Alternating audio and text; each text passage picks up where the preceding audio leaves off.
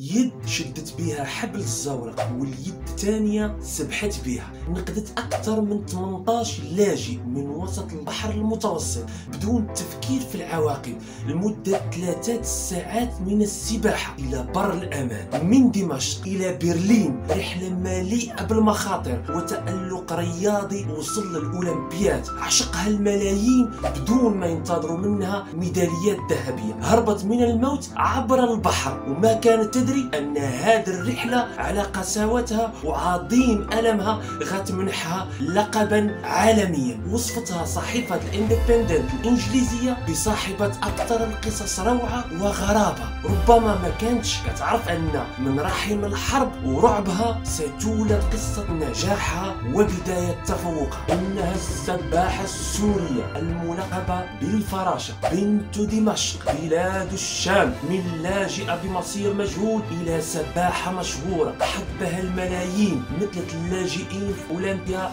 ريو دي جانيرو. سفيرة النوايا الحسنة، مثال جد قوي لصمود اللاجئين وقدرتهم على مواجهة جحيم الحياة.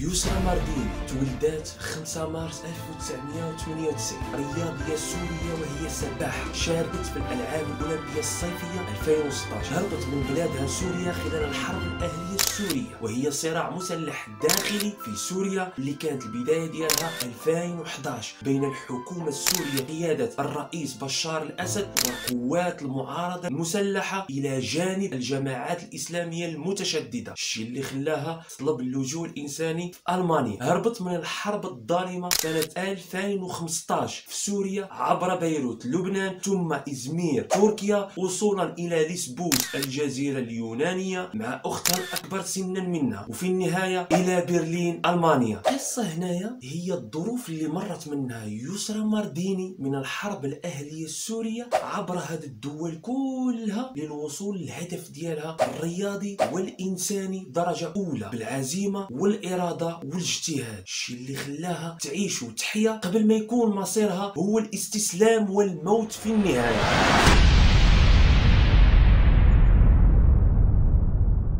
حاول تشوف داك السبيع ديالك واش مازال خدام بالضغط على زر لايك وكومونتير، واذا كنتي مازال جديد تابونا وفعل الجرس باش يوصلك كل جديد. ويلا بينا. يسرى مارديني بدات السباحه في السن الخامسه. عائلتها كانوا رياضيين سباحين. اب يسرى مارديني كان هو المدرب ديالها. التدريبات النظاميه الرسميه بدات في السن الثامنه. الوالد ديالها كان دائما يدعمهم هي واخوتها الاناث لان ما كانش عندهم اخ ذكر، وكان الاب ديالها هو الراعي الرسمي تشجيعاته وتدريباته لها، مع العلم انه كان قاسي بطبيعته معها. ولكن لولا هاد القساوه لما اصبحت بطله الملايين. كان كل شيء صعيب بالنسبه لها، خاصه منين كانت كتخرج من البيت وما كتعرفش راسها واش غتعاود ترجع او لا. منين كانت كتمشي للتدريبات ما كانتش كتعرف راسها واش غترجع او لا، لدرجه انه مره من المرات وقع اطلاق النار في الملعب اللي بجنب المسبح. وصل كذلك اطلاق النار للمسبح اللي كانت فيه يسرى كتسبح. دخل الخوف في قلوب الناس والجماهير الحاضره. خرجت يسرى من المسبح مفزوعه ومصدومه، هي والزملاء ديالها مشاو هاربين في اتجاه نادي اللياقه البدنيه باش يتخبعوا. وكانت لتحت عباره عن صاله بقاو فيها عايشين لحظات الرعب والخوف، حتى جات الوالده ديالها اللي كانت اصلا مع الجمهور هي واخت ديالها الصغيره، وداتهم في السياره وهما في طريق تفجر احد الفنادق امام عيونهم. وهذا الفندق هو اللي كان كيتواجد فيها كل الرياضيين، والانفجار خلى تطاير الزجاج يمشي في اتجاه السياره اللي هاربين فيها. في ديك اللحظه يسرى كانت خايفه وكترجف بطريقه هستيريه لدرجه ان الام ديالها كانت كتعتقد انه وقعت لها شي حاجه، وهي مسكينه كانت غير من الصدمه ديال المنظر اللي شافت وما كانتش تقدر على الكلام. هادشي اللي وقع غير شويه من داكشي اللي عاشت يسرى والاسره ديالها.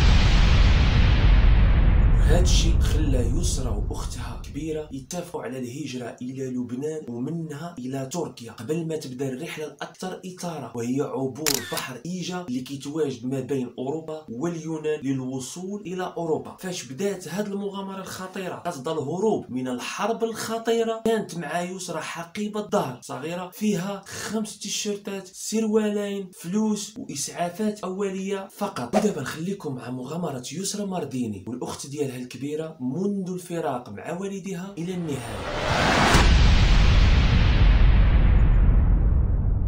جات لحظة الوداع. يسرى واختها الداخل ديالهم ما بغاوش يتركوا والديهم وحدهم، ولكن للضرورة احكام. كانت عندهم النية ديال انهم منين يوصلوا بخير وعلى خير يصيفوا لهم اللجوء الانساني للم الشمل ويبعدوا على الحرب بصفة نهائية. البداية ديال هذه الرحلة تعرضوا للحقرة والعنصرية داخل الطائرة، حيث تم تحذيرهم بعدم السرقة فقط لان طائره مليئه باللاجئين السوريين اللي حتى هما هاربين من الحرب. وصلوا لازمير تركيا، مشاو الاوتيل فين يباتوا. الغد ليه كان خاصهم يخرجوا من الاوتيل ويقلبوا على شي واحد يوصلهم لجزيره ليسبوس، وكان بواحد الثمن باهظ. وطبعا هاد الفتره الناس كانوا كيستغلوا ظروف اللاجئين ويشدوهم من اليد اللي كتوجعهم، وهذا الثمن الخيالي ماشي باش يمشيو به في طائره او باخره، وانما فقط باش يمشيو في الزورق كما كنقولوا حنا حارقين. وقبل ما يوصلوا لنقطة الانطلاق من البحر كان خاصهم يضربوا مسافة طويلة ديال 10 ساعات في الحافلة. وصلوا لواحد الغابة وخداو منهم البقية ديال المال، فلوس كيف ما كانوا متفقين. كانوا اكثر من 20 واحد راكبين معاهم. المهم بقاو جالسين في ديك الغابة كيرتاحوا، اللي ينام اللي ياكل اللي يقضي حاجته. وصل الليل وباتوا في الغابة. صباح الصباح ومازال ما بان والو. كل واحد فيهم كيشوف ما يفطر وكيتسنى لحظة الانطلاق، حتى جا اللي غادي يوصلهم جايب معاه زورق قابل للنفخ وموتور محرك اللي غيركبوه فيه كاع دوك الناس اللي هما ازيد من 20 شخص. الزورق كان في حاله مزريه، بداو كيستعدوا باش يركبوا، لبسوا جاكيت لايف سترة النجاة، والمفاجاه انه ما غيرافقهم حتى واحد، يعني خلاوهم يواجهوا مصيرهم بيديهم. الزورق اللي مشاو فيه كيتحمل فقط 7 اشخاص، ولكن تراكموا فيه ازيد من 20 شخص، وكان بيناتهم طفل صغير. من بعد ما دخلوا في اعماق البحار شي 20 دقيقه شويه بداو كيشوفوا الماء كيدخل عليهم لداخل. من وراها بشي شويه زادت الطين بله، توقف محرك الزورق عن العمل. الناس ركبها الخوف، بدات كتفقد الامل. المؤمن فيهم بدا كيدعي لله بالنفاذ والسلاك من هاد المصيبه. في هاد اللحظه الطفل اللي كان بيناتهم بدا كيشوف في يسرى مارديني، وكانت كتحاول تلهيه بحركات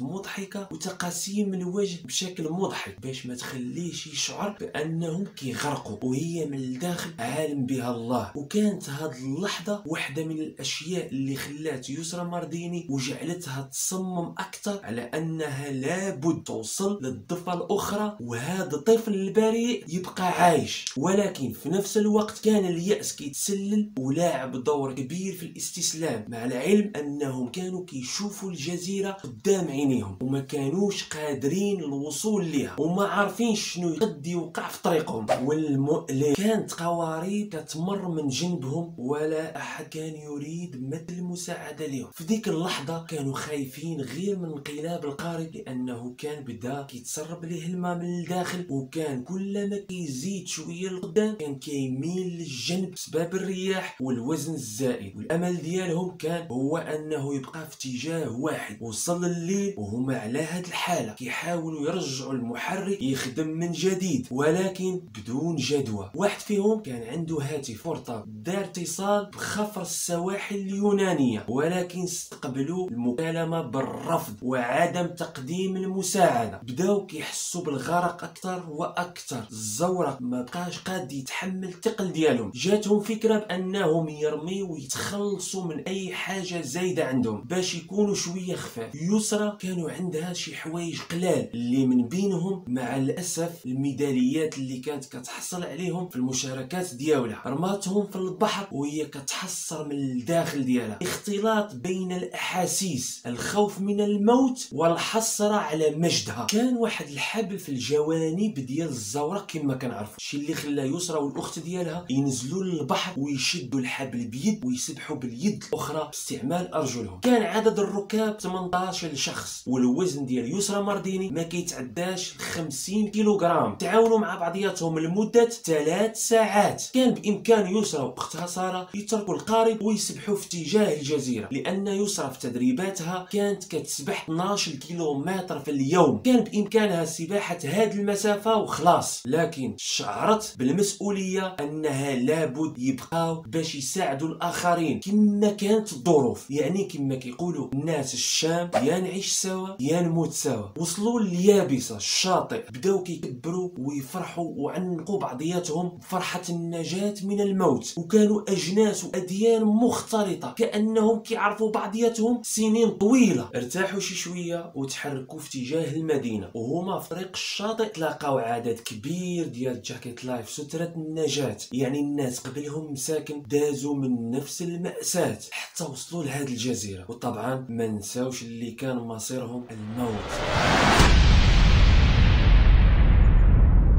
بقاو ماشيين في طريقهم كيطلبوا المساعده من الناس، ولا حد بغى يساعدهم ولو بالفلوس والو، حتى وصلوا للمقر كل استقبال اللاجئين وتلاقاو ناس كثيره تما حتى هما محتاجين المساعده، وانضموا ليهم في الاخر. من بعد الراحه ورد النفس ركبوهم في سفينه كبيره وصلوا للمدينه. كان خاصهم يقطعوا مسافه طريق من اليونان، مقدونيا، صربيا، المجر والنمسا، وصولا الى المانيا. وكانت اغلبيات هذا الطريق ماشيا على الاقدام، كانوا كيباتوا في غابات تحت الجسر، السكك الحديديه. ومن المكان للمكان حتى خرج ليهم واحد من اهل الارض وقال لهم اذا كملتوا طريق في هذا الاتجاه غادي تشدكم شرطه صربيا. وهما مع الخوف اللي فيهم على حياتهم تاقوا فيه وخلصوه، ولكن للاسف وصلهم للمكان الغير متفق عليه وخرجوهم من الشاحنه اللي كانوا راكبين فيها بالغصب. كملوا على رجليهم حتى تلاقاو الناس اخرين مره اخرى، ولكن هذه المره كانوا غيمشيو مسافه طويله الى برلين المانيا. والمفاجاه ان يسرا ما بغاش تزيد تركب مع شي واحد، قوه الخوف اللي كان فيها مسكينه واللي داز عليها. عياو يقنعوها ومنهم اختها الكبيره ساره، ولكن بدون فائده. خرجت هي واختها من ذاك المكان في اتجاه المدينه. شافوا فين باتوا في واحد لوطيل وهما ما عندهم حتى فكره على الغد شنو كينتظرهم. الغد ليه جا الفرج من عند الله، سمعوا بانه جاو حافلات المساعده اللي غيديو مجموعه كبيره ديال اللاجئين لالمانيا برلين. فرحوا بزاف، ركبوا شدوا الطريق حتى وصلوا لبرلين وما كانت قادهم فرحه. استقبلتهم المفوضيه الساميه للامم المتحده لشؤون اللاجئين في جمهوريه المانيا اللي كانت ديك الساعه القياده ديال ميركل انجيلا. بقاو ساكنين في مخيمات اللاجئين لفتره تقريبا ديال 3 اشهر، وما نساتش التدريبات ديالها. كل مره كانت كتدرب شويه هنا شويه هنا شويه هنا، ولكن ما اقتنعتش. واحد النهار مشات قلبات على احد صالات السباحه في برلين. يسرا كانت كتقن اللغه الانجليزيه حتى لقات واحد ودخلات هي واختها وشافت المدرب وقالت له انا باغيه نشارك في اولمبياد السباحه. شاف فيها المدرب وقال لك نتاسف ما كاينش مكان فاضي، لا صال كلها مليئه بعدد كبير من السباحين. بقات كتقنع فيه يسرا، والاخت ديالها الكبيره كتقول لها صافي راه قال لك لا صال فيها ما يكفي من السباحين. ولكن يسرا مارديني كان عندها كلام اخر وهو التحدي. شافت فيه وقالت له نقد نسبح 200 متر في دقيقه وشي حاجه. شاف فيها المدرب باندهاش وقال لها نديرو تيست. فاش جاي يدير لها تيست هي والاخت ديالها شد الكرونو في يده، يلاه بدا كيحسب واحد وهي تنطلق في السباحة، قام تعجب وشاف فيها وحدة ما كتعرفش الاستسلام، never give up. سالت وشاف فيها قال لها انتي مقبولة في لاصال عندنا. بدات التدريبات مع المدرب الألماني، نهار على نهار بدا كيلمس في يسرى انها وحدة شامخة وما غاديش تفاك حتى توصل للهدف ديالها. مشى واحد النهار معاهم للمخيم يشوف حالتهم كي دايره، وهو يلقى الهرج والضجيج والبز يجري منا. سولهم كي كديروا تنعسوا هنا؟ جاوبوه قالوا له اصلا ما كنعسوش. قال لها ما يمكنش تستمري على هذا الحال وانتي باغيه ترجعي بطله. قال لهم هزوا حوايجكم ومرحبا بكم في الداخليه ديال مدرسه السباحه. مشاو معاه عطاهم الشومبر وبدات الحياه كتضحك ليهم. استمرت يسرى في تدريبات على اساس المشاركه في اولمبياد ريو دي جانيرو. نهار على نهار على نهار حتى جا الخبر المكفس، هو انها ما يمكنش ليها تلعب باسم بلدها سوريا. ظلمت عليها الدنيا حيت هذاك هو الحلم ديالها، توصل باسم بلدها للعالميه. تعصبت دخلت تسبح مده طويله، المدرب بقى غير حال فمو كيشوف فيها. بقات مستمره على التدريبات حتى جا واحد النهار المدرب عندها وقال لها جبت لك خبر مفرح. قالت له الله يسمعنا خبر الخير. قال لها الالعاب الاولمبيه قررت انها تكون فريق خاص باللاجئين. بقات كتشوف فيه وهي في واحد الحاله ما فرحاناش، حست بواحد الحقره زعما هي فقط لاجئه. تعصبت وغضبت وشافت فيه وقالت له جرب تكون في بلاصتي واش كنتي غتوافق. المدرب بقى غير كيشوف. هنا المدرب الالماني زاد عرف شكون هي يسرى مارديني. دازت الايام وهي كتدرب بدات كتراجع راسها وقالت انا اللاجئه السوريه، انا البطله. مريت من عقبات كثيره باش نوصل للهدف ديالي وما غاديش نستعر من اسم اللاجئه، وغادي نمثل اللاجئين عالميا احسن تمثيل. وفي الاخير وافقت انها تشارك وانطلقوا هي والمدرب ديالها لريو دي جانيرو ومثلت فريق اللاجئين احسن تمثيل وربحت المباراه في وقت قياسي. واخا ما كملتش عرفها العالم وعشقها الملايين ومشات في الاتجاه ديال مساعده اللاجئين وتعطى لها لقب سفيرة النوايا الحسنة. أقل من 4 سنوات تحولت يسرى مارديني من لاجئة تواجه مصير مجهول إلى رياضية مشهورة عالميا. جعلت من الصعوبات اللي واجهتها وقود لتحقيق طموحاتها، وهدفها هو ترك بصمة واضحة سواء على الصعيد الرياضي أو الإنساني.